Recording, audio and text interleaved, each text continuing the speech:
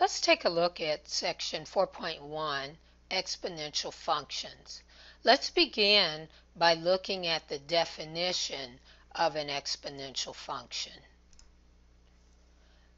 The exponential function f with base b is defined by f of x equals b to the x or y equals b to the x, where b is a positive constant other than 1, so b is bigger than 0 and different from 1, and x is any real number. Now let's look at an example of solving an application problem that involves an exponential function. This is exercise 66 of our section 4.1. The 1986 explosion at the Chernobyl nuclear power plant in the former Soviet Union sent about 1,000 kilograms of radioactive cesium-137 into the atmosphere. The function f of x equal to 1,000 times 1/2 raised to the x over 30th power describes the amount f of x in kilograms of cesium-137 remaining in Chernobyl X years after 1986. If even 100 kilograms of cesium-137 remain in Chernobyl's atmosphere, the area is considered unsafe for human habitation. Find f of 80 and determine if Chernobyl will be safe for human habitation by 2066. So this problem just involves us evaluating the function that was given at x equal to 80.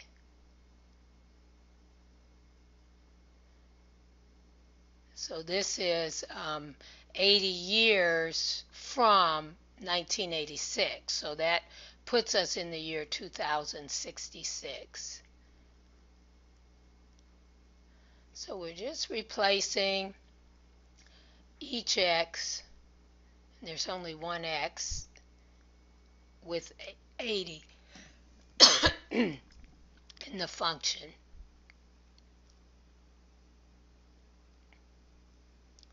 So this is 1,000 times 0.5, and we can reduce 80 over 30 to 8/3.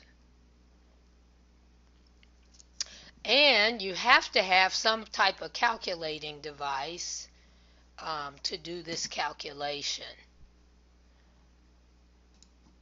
So I'm going to put this into Mathematica.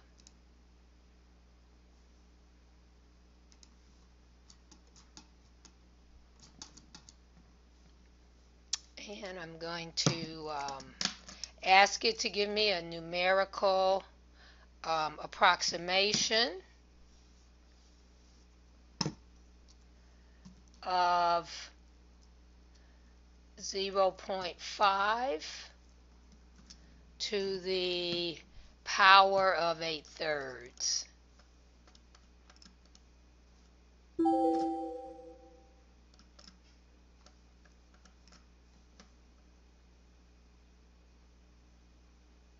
And so I can use this to let it know I'm getting ready to give it an exponent.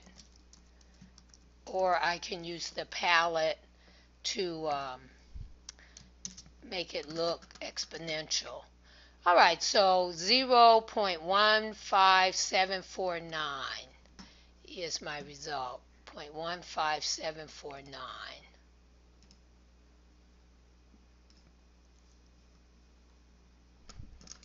So this is 1,000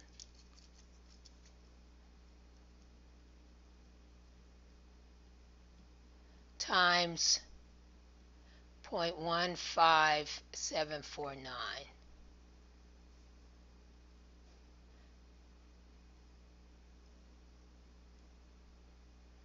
Which is approximately 157 0.49. This also is an approximation. It's not an exact value, just an approximation as well. All right, so in other words, in 80 years, you're going to have still 157 kilograms of this cesium-137 in Chernobyl's atmosphere. So, in 80 years,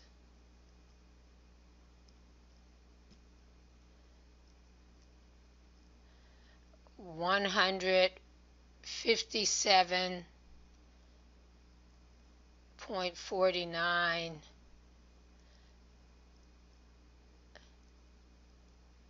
kilograms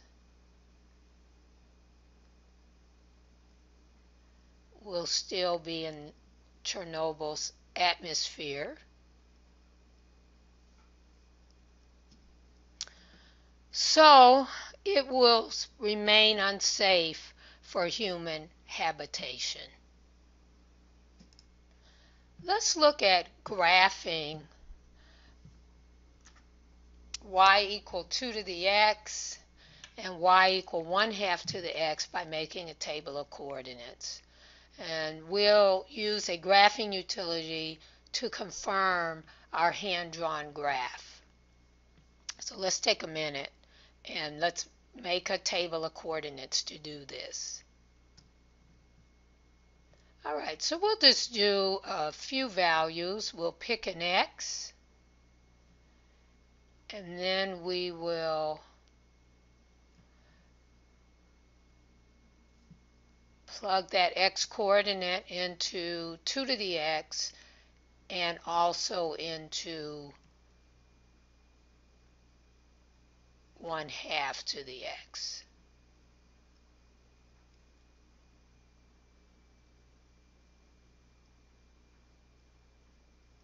All right, so I'm going to really just pick 3 values, -1, 0, and 1. And if I wanted to, I could pick a 4th one. I'll pick 2. So when actually I'll pick 2 and also a -2. Let's do it that way. Let's pick 5 values. So x is -2, -1, 0, 1, and 2. So we'll pick those 5 values. So here we get 2 to the -2, which is 1, and maybe I better give myself a little more room here.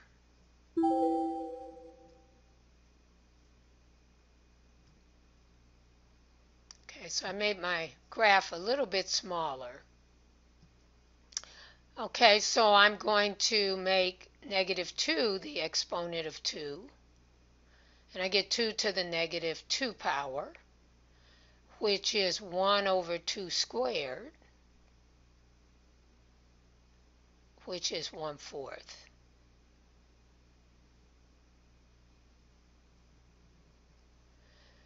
Now I'm going to make -2 the exponent of 1/2, which is 1/2 to the -2, which is 2 squared.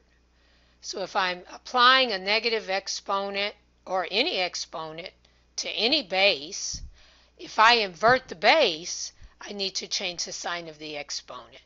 So this gives me 4. 2 to the power of -1 is 1/2 to the first, which is 1/2. 1/2 to the -1. Remember, if I invert the base, so if I invert 1/2, I get 2. That changes the sign of the exponent to its opposite. So I get 2 to the first. 2 to the 0 is 1.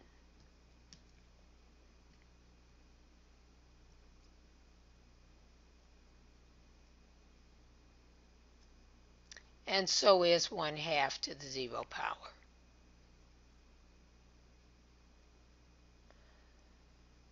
Two to the first power is 2. 1/2 to the first power is simply 1/2.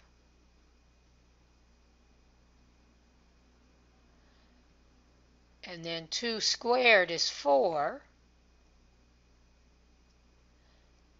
And 1/2 squared is 1/4. So you probably notice that there's a connection between these results. And so notice that when the sign of x changes, so when x is negative 2, 2 to the x gives 1/4.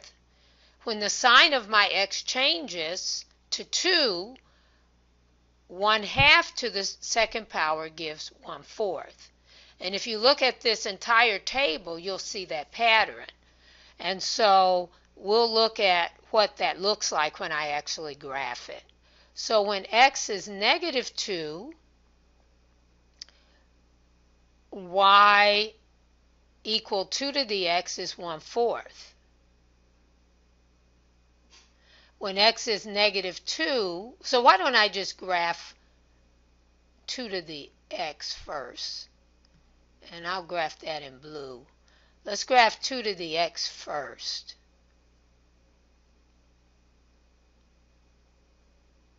So when x is negative 2, y is 1/4. When x is negative 1, y is 1/2. When x is 0, y is 1. Oh, I'm sorry, I was reading this scale wrong. I was reading these tick marks as a quarter of a unit, and actually each mark is a half of a unit.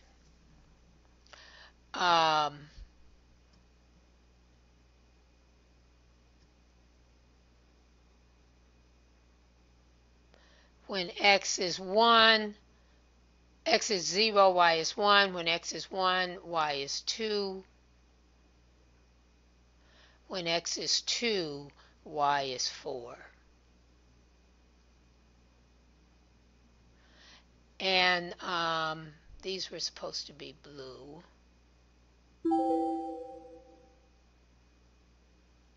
So now let's make the other graph red. When x is negative 2, y is 4. When x is negative 1, y is 2. When x is 0, y is 1. So that's these points are shared. When x is 1, y is 1/2. When x is 2, y is 1/4. And let's connect these dots.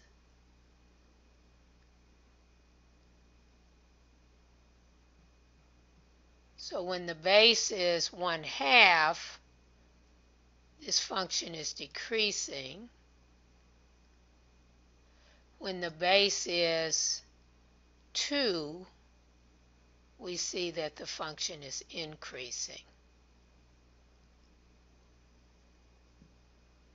I didn't quite go through where I needed to there. Let's try that again. So these need to share that point. So you can see these are mirror images of each other if the mirror is the y-axis. So they're symmetrical to each other about the y-axis.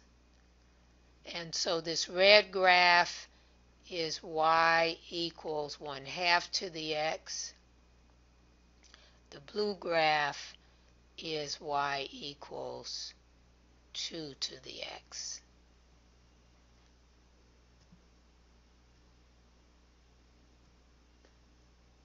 And I meant to put an X here, not a 2. So here's the mathematical code that I used to plot this. And notice here I've put in the 2 functions. If I want to graph a set of functions, I use braces to show that I'm graphing a set. The name of the function I'm using is plot. I told it to let x range from -3 to 3. I've labeled my axes x and y. Here's how I tell it to do that.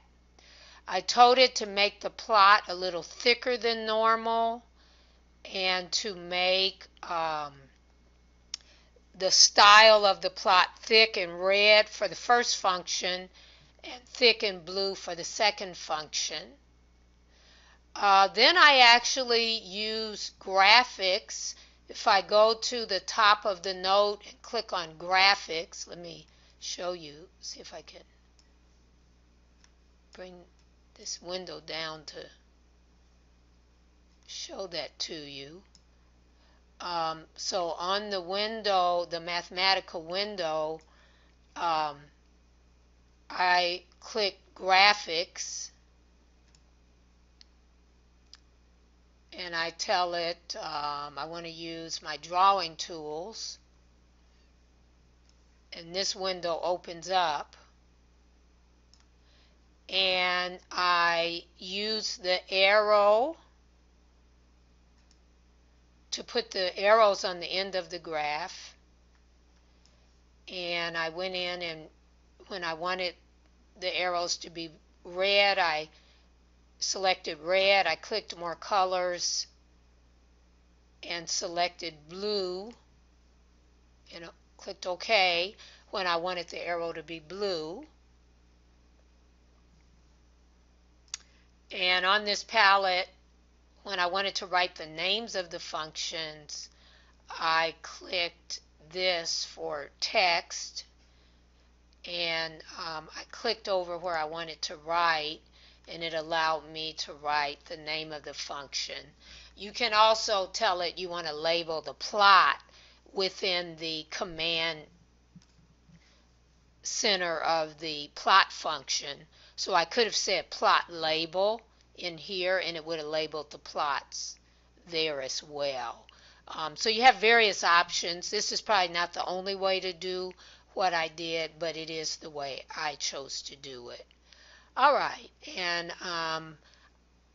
I can copy this and put it into a Word document by selecting the bracket on the right side of the graph, and I hit Control Copy, and then that allows me to put this into the Word document that will be available for you if you want to have the text that I've been writing as I've gone through this video. Okay. So that looks, my graph didn't look too bad. I can't get the curves as straight as Mathematica can using my electronic tablet, but the basic idea was there. So let's look at the characteristics of the graph of an exponential function, or just the characteristics of an exponential function in general. Okay, so here are some of the things we see. The domain of f of x equal b to the x consists of all real numbers. So x can be any real number value. When you look at the graphs, you'll notice that the range is only the positive real numbers. So those are the y values that result. No matter what x you put in, your y is only going to be results that are bigger than 0. Because remember, our base has to be bigger than 0 and different from 1. So the graphs always pass through the point 0, 1 when the function has to form b to the x. And we saw both of these graphs pass through the point 0, 1. And that's because b to the 0 is 1 as long as b isn't 0. The y-intercept is 1 and there isn't an x-intercept. If b is bigger than 1, the graph goes up to the right and is an increasing function. The greater the value of b, the steeper the increase. So notice it's slowly increasing at first, and as my b gets bigger and bigger and bigger, the increase gets steeper and steeper. If b is between 0 and 1, the function is a decreasing function and goes down to the right, and the smaller the value of b, the steeper the decrease. Okay, so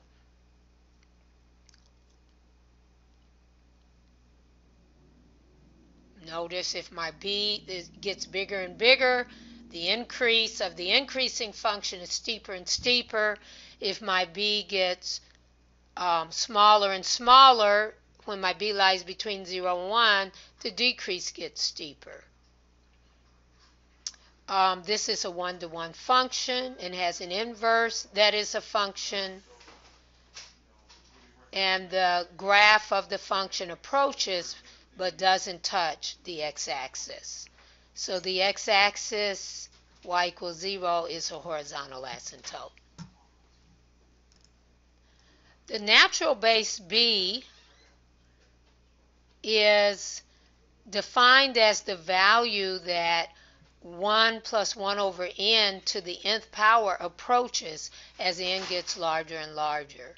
As n goes to infinity, the approximate value of e, so as n gets larger and larger, 1 plus 1 over n to the nth power approaches e. And if I round e to 9 decimal places, I get 2.718281827 as an approximate value of e. E is irrational, which means its decimal form never ends and never repeats a pattern. So approximately I can say e is approximately 2.72.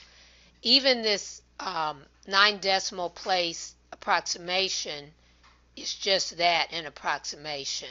I call this the natural base. I call e to the x equal f of x the natural exponential function. Here are some formulas for compound interest.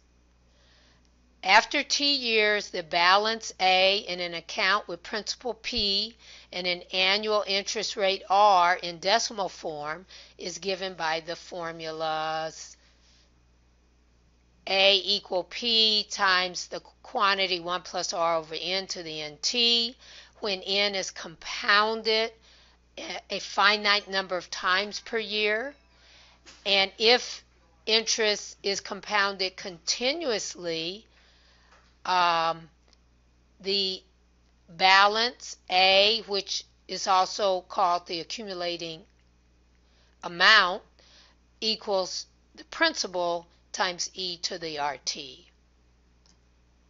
So let's look at exercise 54 of section 4.1. Here we want to find the accumulated value of an investment of $5,000 for 10 years at an interest rate of 6.5% if the money is compounded semi-annually, quarterly, monthly, or continuously.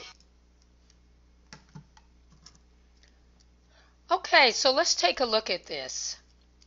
I've spaced it out a little bit for the work, to make room for the work. All right, so let's take a look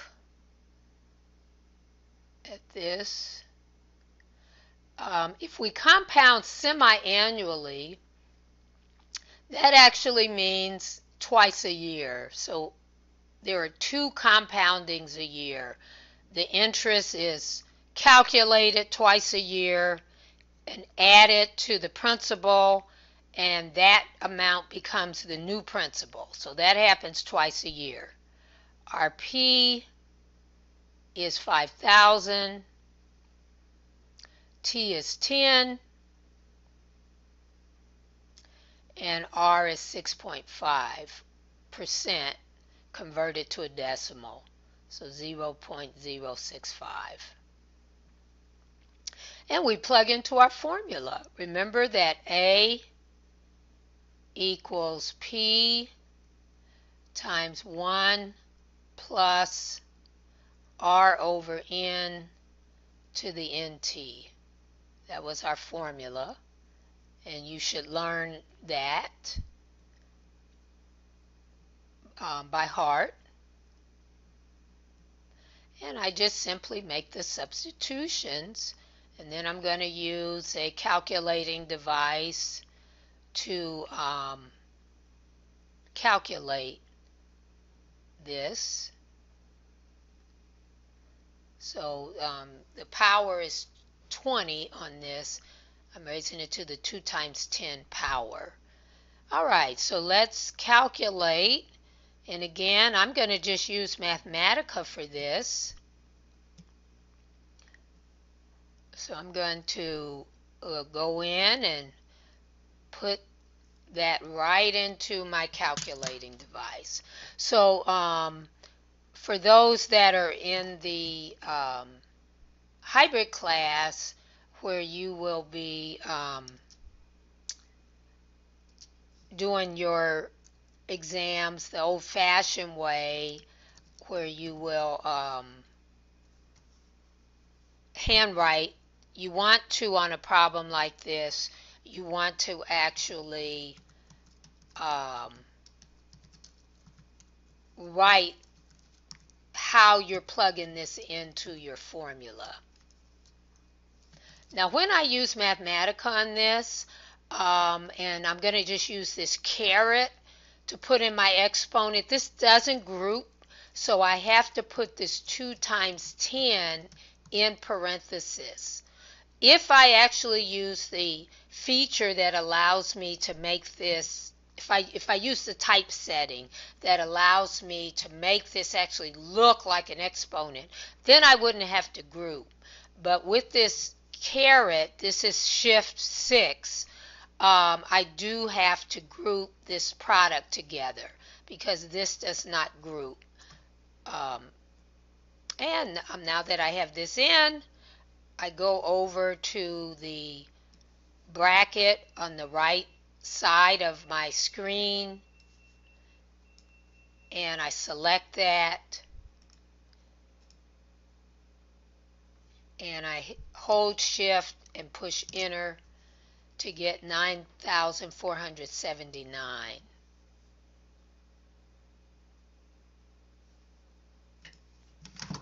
So after 10 years, if my interest rate is 6.5% and I invest $5,000 and I compound the interest twice each year, that's the amount that I get. All right, so that's the amount that I have after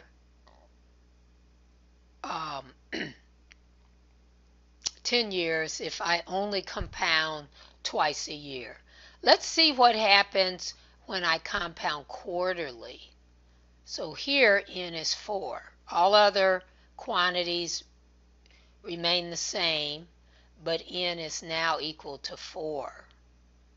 So I put that into my formula. And again, on a handwritten test, you want to show that you knew the formula and you knew where to put these values.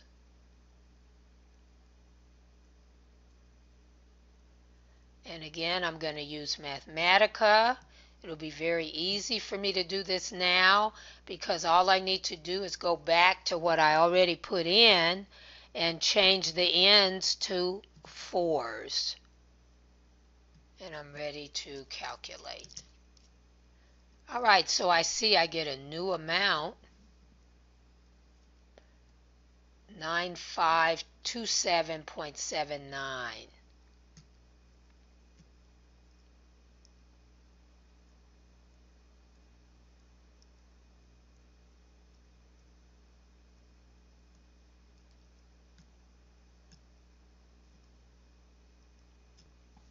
Okay, so we can see that I've increased my accumulated value pretty significantly, by a little. I'm a little shy of increasing this by $50 just by compounding it 4 times a year instead of 2 times a year. Well, let's see what happens when the accumulated value, is compounded monthly, so 12 times a year. Let's see what happens then. So all quantities remain the same, except n now is 12. So let's go back to Mathematica and let's change this n to 12. And let's see what happens if I calculate that. So 9560.92.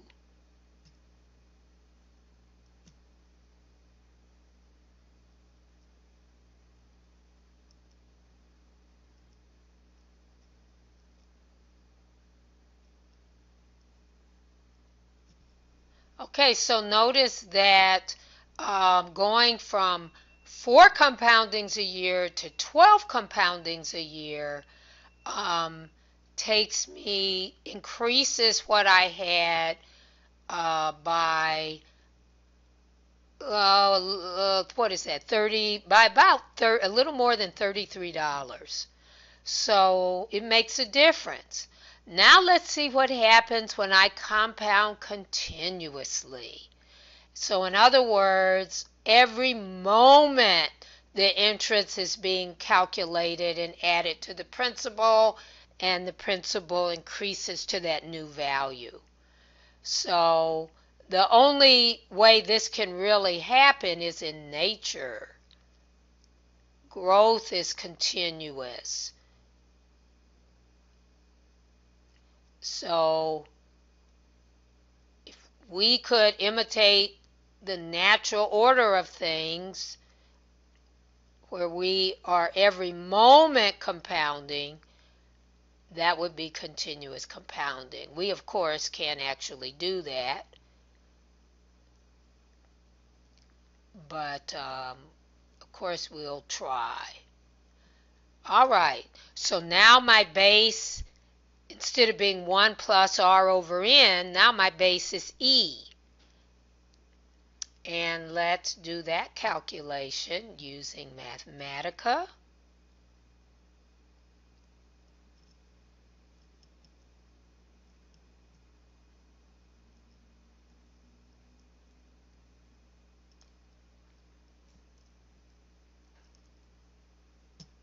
Okay, let's calculate 5,000 times E. In Mathematica, you use a capital E.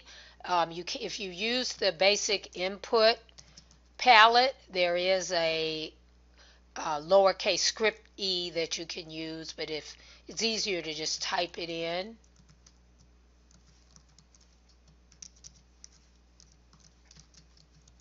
All right, so there's 5,000 times e to the RT. And I'm telling Mathematica to give me an approximation. I get $9,577.70 as my approximation.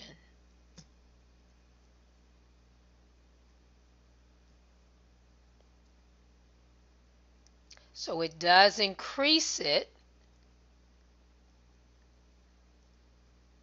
But notice how the increase starts, the increase is decreasing as my compoundings grow.